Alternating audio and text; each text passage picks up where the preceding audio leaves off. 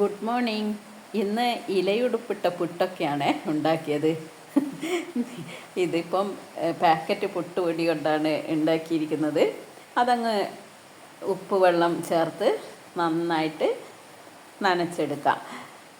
ഞങ്ങൾ വീട്ടിൽ തയ്യാറാക്കുന്ന അരിപ്പൊടി വെച്ചിട്ടാണ് പുട്ട് സാധാരണ ഉണ്ടാക്കാറ്.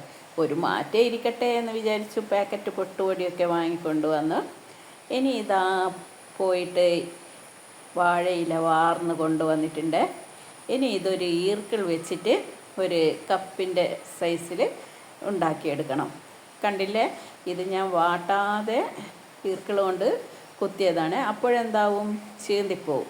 അപ്പോൾ ഒന്ന് ചെറിയ രീതിയിൽ വാട്ടിയെടുത്ത് കൊണ്ടുവന്നാൽ ഇത് പൊട്ടിപ്പോകില്ല.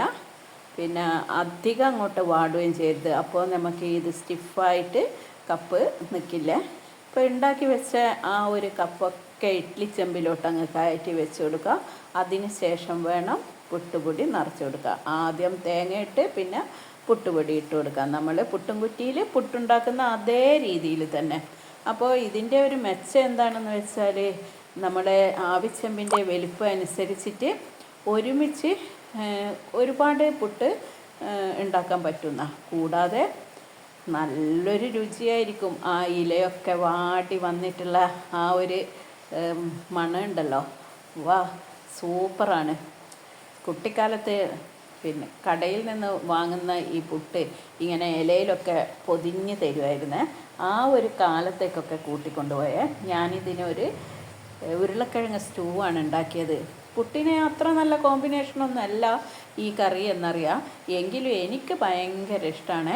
അങ്ങനെ കടുകും വറ്റൽമുളകൊക്കെ താളിച്ച് കൊടുത്തേ. അപ്പോഴത്തേക്ക് നമ്മൾ പുട്ടിവിടെ റെഡി ആയിട്ടുണ്ട്. അത് ആ ആവിച്ചെമ്പിൽ നിന്നൊക്കെ ഞാൻ മാറ്റിയെടുത്ത് വെന്ത് കഴിഞ്ഞാൽ പിന്നെ നമുക്ക് അതിങ്ങോട്ട് എടുത്ത് വെക്കാനൊക്കെ എളുപ്പമാണ്. അതങ്ങോട്ട് സെറ്റായിക്കോളും. അങ്ങനെ ഇന്നത്തെ ബ്രേക്ക്ഫാസ്റ്റ് ഇതായിരുന്നു, പുട്ടും ഉരുളക്കിഴങ്ങ് സ്റ്റൂവും.